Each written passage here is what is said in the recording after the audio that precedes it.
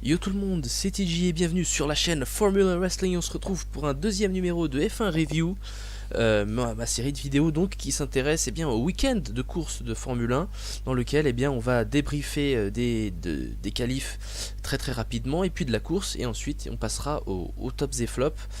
Donc dans ce F1 Review nous allons parler donc du week-end du Grand Prix de Bahreïn, le deuxième Grand Prix de la saison de 2018 de Formule 1, qui a eu lieu sur le circuit international de Sakhir à Bahreïn. Comme vous allez le voir à l'écran, le circuit fait une taille de 5 km 4 avec un record de tour dans une 31.4 réalisé par Pedro de la Rosa sur McLaren Mercedes. À l'époque, c'était le record du tour, il date de 2005. Il avait été réalisé donc en course, pour une petite information, le meilleur tour en course il a été réalisé l'année dernière en 1.32.798 et il avait été battu en qualification par Valtteri Bottas chez Mercedes. Donc en qualification l'année dernière, Valtteri Bottas avait roulé en 1.28.7. Donc nous allons passer directement aux qualifications. Enfin, on va parler vite fait des essais libres, mais finalement il n'y avait pas grand chose à dire, puisque finalement, comme vous le savez, les essais libres, en général, il n'y a pas grand chose à tirer, à part si ce n'est le top 3, top 4 qui pourrait se présenter. Et donc en qualification on a eu quelques surprises. Alors on a eu une pénalité pour Hamilton à cause d'un souci, d'un pépin. Ensuite on a eu la pole position de Sébastien Vettel. Bon, jusque là pas. Et c'est une autre surprise finalement, puisqu'on s'attendait à ce que Hamilton soit premier, mais finalement vu la pénalité, voilà, le pilote britannique n'a effectivement pas pu lutter. Donc oui, on a une ligne 100% Ferrari, donc qui fait partie de l'une de ces surprises. Mais la plus grosse surprise de ces qualifications, c'est la gifle de Honda à McLaren. Les Toro Rosso Honda, voilà, un 5ème place pour Pierre Gasly et 11ème place pour Brendan Hartley. Donc voilà, 5ème pour Toro Rosso Honda, 5ème et 11ème. C'est effectivement une très grosse gifle, puisque les deux Toro Rosso Honda sont devant les deux McLaren Renault. Donc sur un circuit comme Bahreïn, qui normalement c'est un circuit qui est assez chaud puisque c'est dans le désert.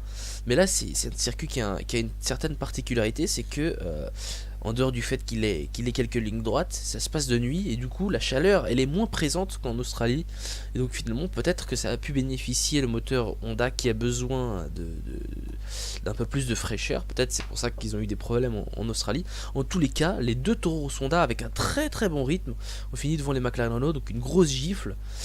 Ni Fernando Alonso ni Stoffel Vandoorne n'ont commenté particulièrement la situation. Mais au vu des commentaires de l'écurie, notamment d'Éric Boulier, effectivement, McLaren avait l'air d'être un peu assommé, un peu surprise de son mauvais rythme en qualification.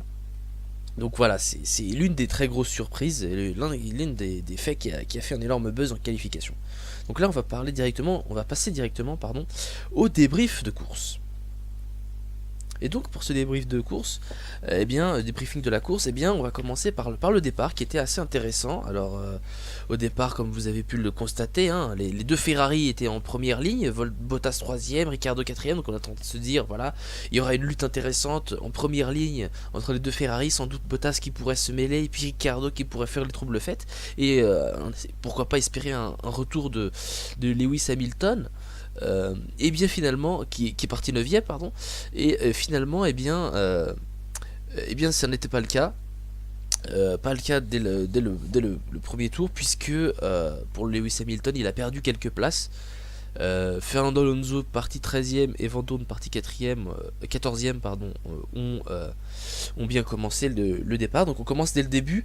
Alors surpris d'ailleurs, hein, Vettel réussit à conserver sa première place, mais pas Raikkonen. Raikkonen fait un mauvais départ, Bottas réussit à le dépasser, et puis là au premier virage on était en train de se dire voilà, Bottas il a la Mercedes, elle a l'air d'être sacrément rapide, et puis il se bat contre Vettel dès le début.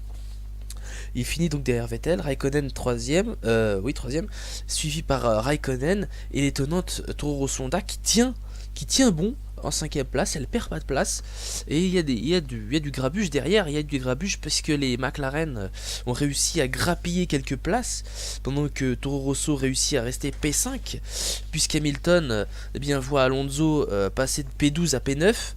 Hartley aussi chute dès les premiers tours, Vandoorne aussi, Vandoorne qui était 14e finit 15e, donc il perd une place il me semble.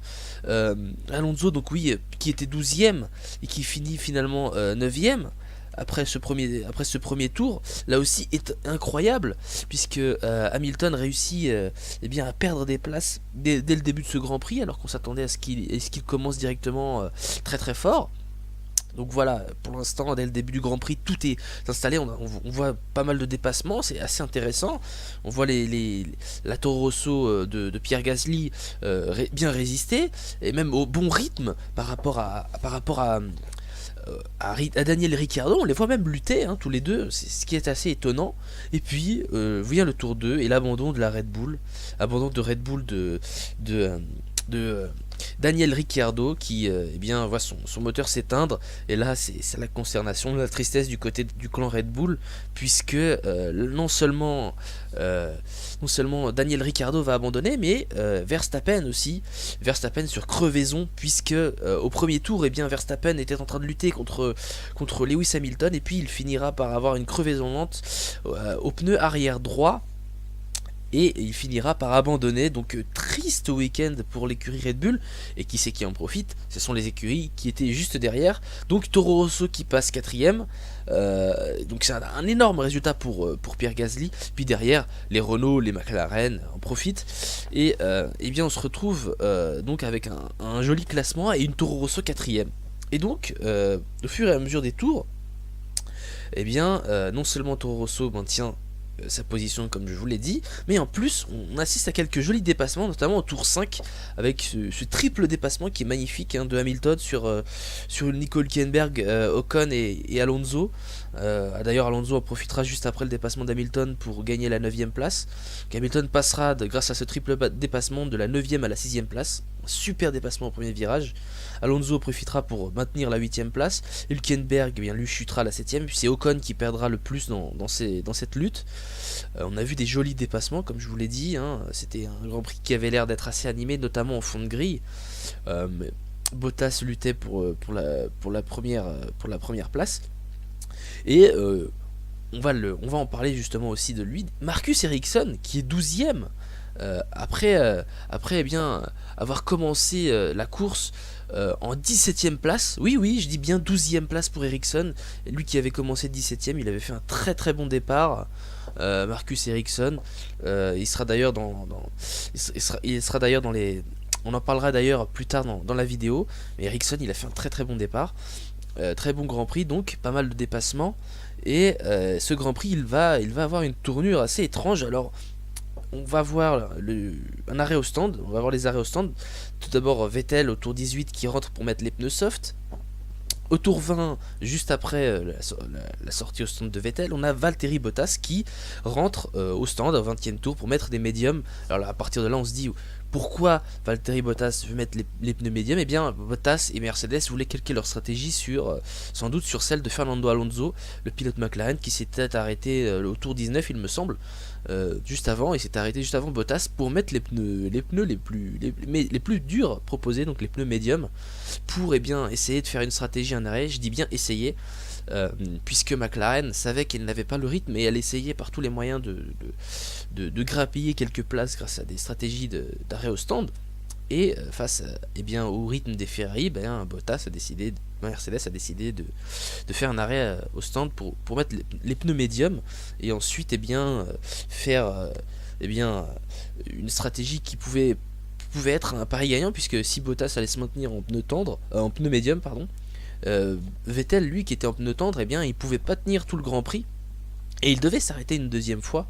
Et donc voilà, la stratégie de Mercedes, c'était de profiter de l'arrêt au centre de Vettel pour eh bien rester devant. Mais si vous avez suivi le Grand Prix, eh bien c'était eh bien l'accident qu'on a vécu au tour 36, c'était le tour 36 il me semble, Raikkonen qui rentre au stand pour changer les pneus, et puis là d'un coup il repart, et là le drame, puisqu'un de ces mécaniciens, comme vous avez pu le voir, il se casse la jambe, il se fracture le tibia sur le pneu arrière gauche de la Ferrari de Raikkonen, et ensuite, eh bien, par radio, Ferrari sommera Raikkonen de s'arrêter sur le bord de la ligne des stands, et eh bien, pour parler de ça, eh bien, j'ai été assez étonné de voir cela en 2018.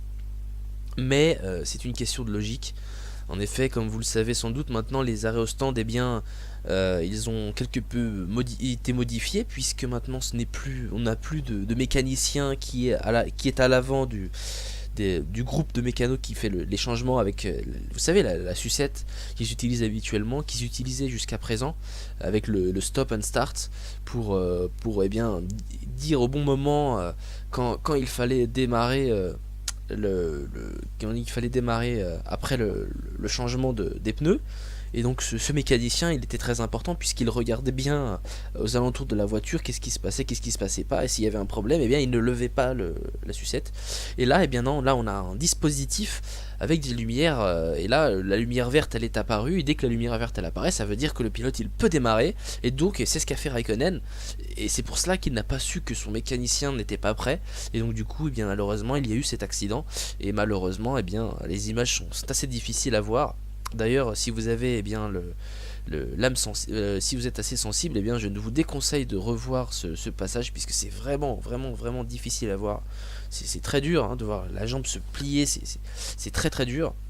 Et ça doit faire très très mal. D'ailleurs, je lui souhaite bon rétablissement aux mécaniciens de chez Ferrari.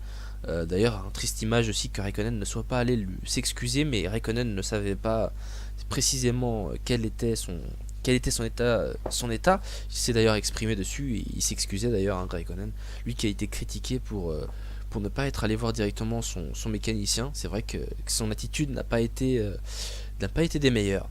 Ensuite, eh bien, cet accident fortuit et très très difficile à voir, eh bien, il y a eu des conséquences sur le reste de ce Grand Prix, puisque Sebastian Vettel, eh bien, lui qui devait faire un autre arrêt au stand, eh bien, il n'a pas pu faire d'arrêt au stand.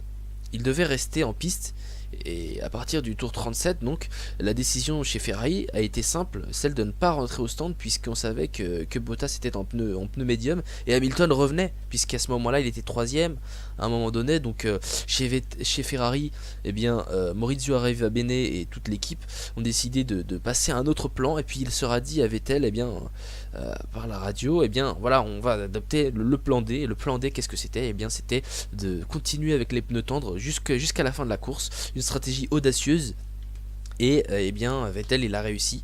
Et moi sur ça, eh bien je ne peux qu'applaudir le pilote Ferrari, même si je ne suis pas un très grand fan, pour ceux qui me connaissent, de Vettel, mais il faut reconnaître la vérité. Vettel il a été extraordinaire avec ses pneus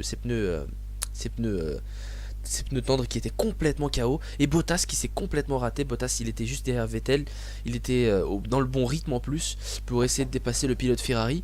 D'ailleurs, petite précision, mais après la course, Vettel dira que ses pneus étaient totalement morts à 10 tours de la fin, et qu'il ne sait pas comment il l'a fait. Et bien voilà, son pilotage à Vettel a été extraordinaire, et Bottas n'a pas réussi bien à trouver le bon moment pour dépasser Vettel. Donc moi, sur ce plan-là, on pourrait aussi dire que Bottas a échoué lamentablement, alors qu'il dispose pourtant de l'une des meilleures monoplaces du plateau. Hamilton lui finira, comme je vous l'ai dit, troisième de cette course. Donc voilà, le quadruple champion du monde a fait une bonne remontada, même si on espérait un peu mieux pour Hamilton, hein, pourquoi pas une deuxième place. Mais voilà, c'est toujours ça de prix, une troisième place pour les points, c'est toujours bon. Toujours bon pour ce début de saison pour Hamilton, lui qui avait commencé donc 9ème. Donc à la fin de cette course, on a eu quelques jolies choses, hein. On a eu les points pour Marcus Ericsson qui finit P9. C'est extraordinaire pour Sauber, finir 9ème, qui a profité Sauber des abandons des deux Red Bull et aussi de la mauvaise course de Romain Grosjean. Et bien voilà, Sauber qui a ses premiers points en Formule 1, Sauber Alfa Romeo. Voilà, c'est très encourageant pour l'écurie Sauber qui continue de faire des progrès. C'est beau pour cette écurie. C'est bien, on lui espère, d'ailleurs je lui espère pour le futur beaucoup de bonnes choses. Et puis on a eu ce message radio de Pierre Gasly. Alors Pierre Gasly, il a fait une super course, il a fini 4ème avec cette Toro Rosso Honda qui prouve bien que le moteur Honda est très très bon. Là aussi c'est une autre gifle pour McLaren, mais on en reviendra. Et son message à la radio, donc que je vous traduirai, Now we can fight, donc maintenant nous pouvons nous battre, qui est un petit clin d'œil eh bien au message radio qu'avait laissé Fernando Alonso sur McLaren au Grand Prix d'Australie, qui disait eh bien maintenant nous pouvons nous battre, en faisant référence au fait que McLaren était motorisé par Renault et non plus par Honda. Et là, Pierre Gasly dit bien voilà, on peut se battre maintenant puisque le moteur Honda vient de prouver qu'on peut se battre, et en finissant 4ème. Donc c'était très beau aussi pour Toro Rosso, qui a d'ailleurs fêté énormément, de façon très joyeuse sa 4ème place, et on les comprend, c'est parfaitement normal. Donc voilà, c'était une super course, hein, n'empêche, on a eu pas mal de dépassements. Moi j'ai trouvé en tout cas que c'était une course intéressante, même si elle était un peu étrange, parce que voilà, on a eu des abandons de Red Bull un peu tristes. Pas non plus tant que ça de la faute de Red Bull, hein. Verstappen c'était une erreur de pilotage, et puis Ricciardo c'est encore à confirmer, je crois que c'est un problème moteur, bref. Et donc voilà, c'est une course assez étrange. Je pense qu'on a un classement qui est très différent de celui qu'on aura à la fin de la saison. Donc voilà, il y a de quoi être surpris maintenant par le classement général, hein, pour ceux qui sont en train de le regarder. On a bien évidemment McLaren qui est 4ème au classement. Derrière Fernando Alonso qui est 4ème au classement. Fernando Alonso qui pourtant eh bien voilà, il a du mal à lutter avec les trois plus grandes équipes,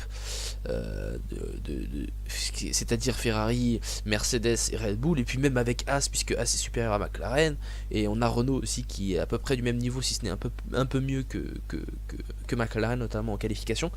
Donc voilà, c'est cette 4ème place de Fernando Alonso, elle est extraordinaire. Elle est extraordinaire.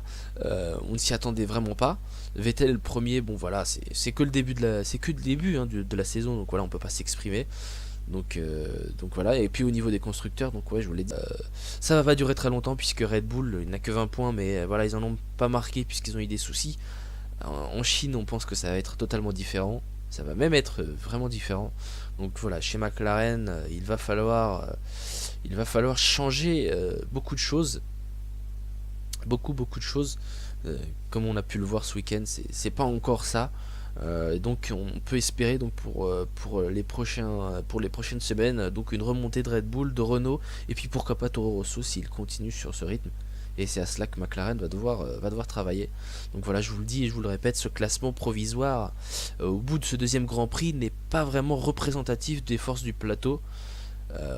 Je pense qu'on pourra se faire un point d'ici peut-être le 5ème ou 6ème Grand Prix, donc d'ici peut-être Monaco. Là on pourra avoir une petite idée vraiment du classement. Mais voilà, là encore c'est que le début. Donc maintenant on va passer au top et au flop de ce Grand Prix de Bahreïn, de ce week-end de course. Et donc pour commencer le top, on va commencer avec le pilote français Pierre Gasly, et chose que je ne pensais pas faire, et bien c'est un top numéro 1 où je vais par deux catégories. Je vais mettre deux noms. Je pensais pas mettre, puisque d'habitude hein, j'avais pensé ce concept plutôt pour mettre seulement à la base un seul nom par numéro, par position. Puis là voilà, je suis obligé de mettre deux noms. Donc là, Pierre Gasly et Toro Rosso Honda. Pierre Gasly pour sa 4ème place qui était fantastique. Il a réussi à maintenir son rythme. Il était même au rythme des meilleurs en fin de course.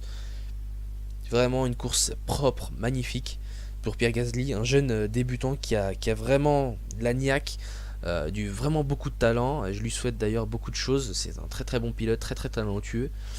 même si je pense que c'est que son petit message, son petit clin d'œil à Fernando Alonso, il aurait peut-être pas dû le faire parce que voilà, c'est que le début de la saison et on sait pas ce qui pourrait arriver après.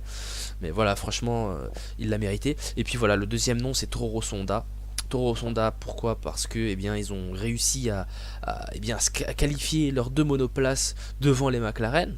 Même si après Brandon Hartley a eu du mal et qu'il a eu une pénalité, eh bien voilà, Toro Rosso Honda a fait sa course et grâce à Pierre Gasly a eu un très beau résultat.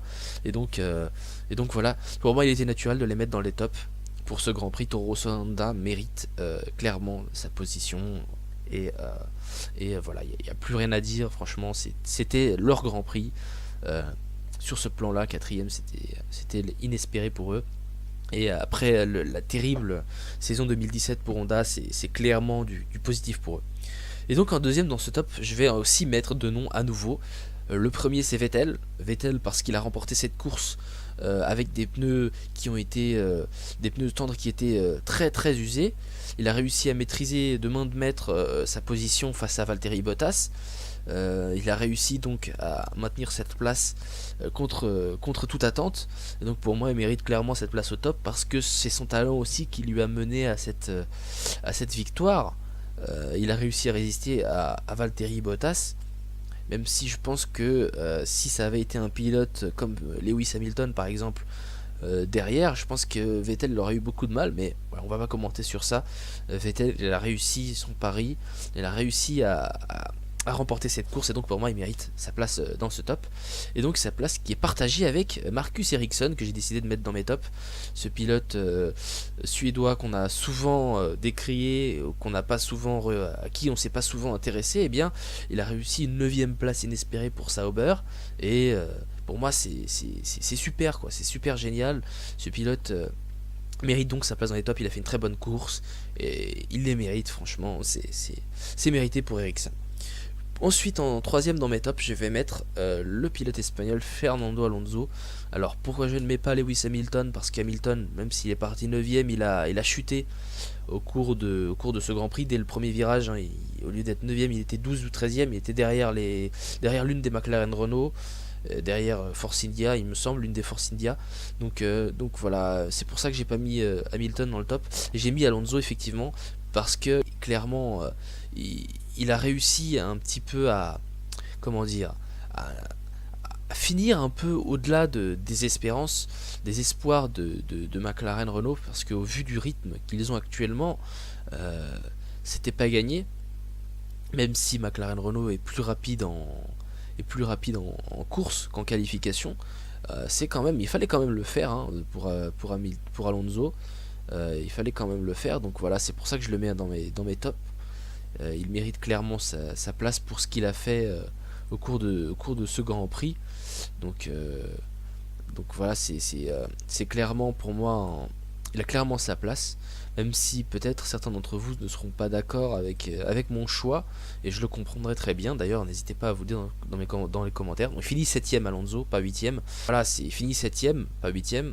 Donc c'est toujours un très très bon résultat pour McLaren et au vu de la capacité de la McLaren, pour moi c'est au-delà de la capacité de McLaren. J'aurais pu mettre Stoffel Vandoorne aussi d'ailleurs dans mon top, mais il a fait un mauvais départ lui aussi.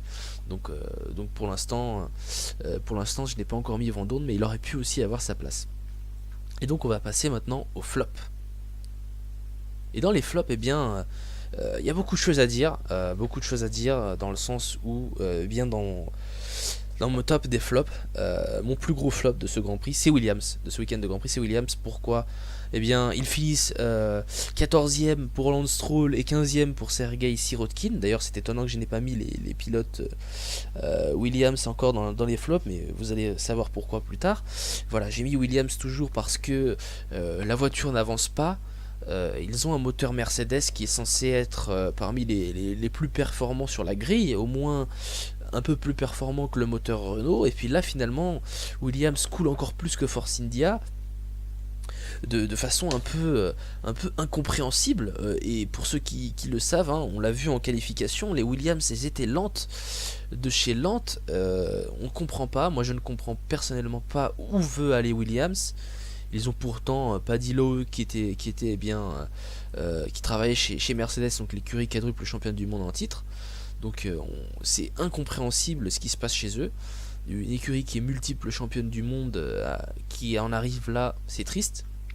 Et j'espère pour eux qu'ils vont se redresser, en qualification 20ème place pour Lance Stroll, donc dernier, à 3 secondes 5 du meilleur temps au tour de Sébastien Vettel en qualification. C'est Sergei Sirotkin 18ème, donc derrière, l'une des Williams, derrière l'une des deux Sauber. Pourtant Sauber, c'est une écurie qui est en train de se restructurer, qui est passée par des difficultés financières qu'on a su, et qui en 2017 et même en 2016 était au fond du trou, au fond du gouffre. Et Williams se retrouve derrière Sauber, c'est tout un symbole. C'est très difficile à vivre pour Williams, et clairement pour moi ils méritent leur place dans ces plus gros flops, et j'espère pour eux qu'ils vont s'améliorer, parce que là clairement c'est vraiment triste pour Williams. Et donc en deuxième dans mes flops, j'ai choisi le pilote mexicain Sergio Pérez. Pourquoi Sergio Pérez? Eh bien, il s'est qualifié 12ème, le pilote mexicain de chez Forcidia, 12ème avec sa Forcidia. On pensait même qu'il allait faire un résultat plutôt correct avec la Forcidia, et puis finalement non. Au Grand Prix, c'est la dégringolade pour le pilote mexicain qui finit derrière les deux Williams, et c'est pour cela que je le mets dans mes flops. Donc il a réussi à finir derrière les deux Williams, ce qui est triste et dommage pour le pilote mexicain. Et donc pour moi c'est une mauvaise course, puisque au vu des formes des deux Williams actuellement, finir derrière les deux Williams, c'est une contre-performance pour moi. En attendant que les Williams s'améliorent bien évidemment. Donc voilà, Sergio Pérez pour moi mérite cette place dans ce flop. Et je l'ai mis deuxième. Pourquoi ? Parce que voilà, c'est un petit peu lié à mon dernier flop. Le dernier flop que je vais vous le dire maintenant, c'est McLaren Renault, que je mets en dernier dans ce flop.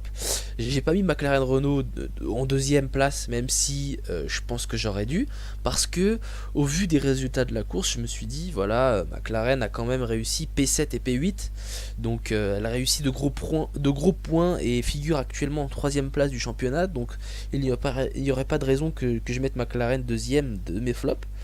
Mais au vu des résultats en qualification, j'étais obligé quand même d'en parler. Et donc voilà, je les ai mis en dernière place de mes flops. McLaren, voilà, hein, vous avez vu le résultat en qualification, c'était très mal parti. Qualifié derrière les deux Toro Rosso, Honda. Donc partir 12e et 14e, c'est vraiment difficile pour McLaren, surtout puisqu'ils avaient fait des communications assez claires à ce sujet pour McLaren. L'année dernière, ils avaient le meilleur châssis, et cette année, ils allaient lutter pour le top 5 avec Red Bull. Et puis finalement, non, ils sont même carrément à 1 seconde de Red Bull, même plus. Donc c'est clairement un flop, et pour moi, ils ont leur place dans ce flop. C'est seulement, voilà, je les ai pas mis plus haut parce que ils ont quand même tiré profit du double abandon des Red Bull. Donc au classement des tops, on se retrouve donc avec Alonso qui est à égalité de points avec Sébastien Vettel, donc plus 4. Deuxième à égalité de points, j'ai donc Pierre Gasly et Toro Rosso Honda avec respectivement 3 points. Troisième Ericsson avec 2 points, et Mercedes dernier de ce classement avec 1 point dans les tops. Même si Ferrari pour l'instant n'y figure pas, je suis sûr qu'ils y figureront, puisque avec Mercedes, c'est clairement l'une des deux meilleures écuries du plateau, même si pour moi, pour l'instant, Mercedes a une longueur d'avance. Ensuite, dans le classement des flops, on a Williams qui est première de ses flops avec 4 points, suivi donc par les mécaniciens de Haas. Donc attention, hein, les mécaniciens, pas l'écurie, avec plus 3. Et puis ensuite, on a Sergio Pérez qui a plus 2, et McLaren qui complète ce classement des flops avec 1 point. Et ce sera tout donc pour cette vidéo de F1 Review, le deuxième numéro. J'espère que vous avez apprécié. Si c'est le cas, n'hésitez pas à laisser un petit pouce bleu et à commenter dans les commentaires. Et quant à moi, je vous dis rendez-vous la semaine prochaine pour un autre F1 Review. Ce sera sur le Grand Prix de Chine. Salut à tous et à la prochaine sur Formula Wrestling. Ciao tout le monde. Ciao ciao.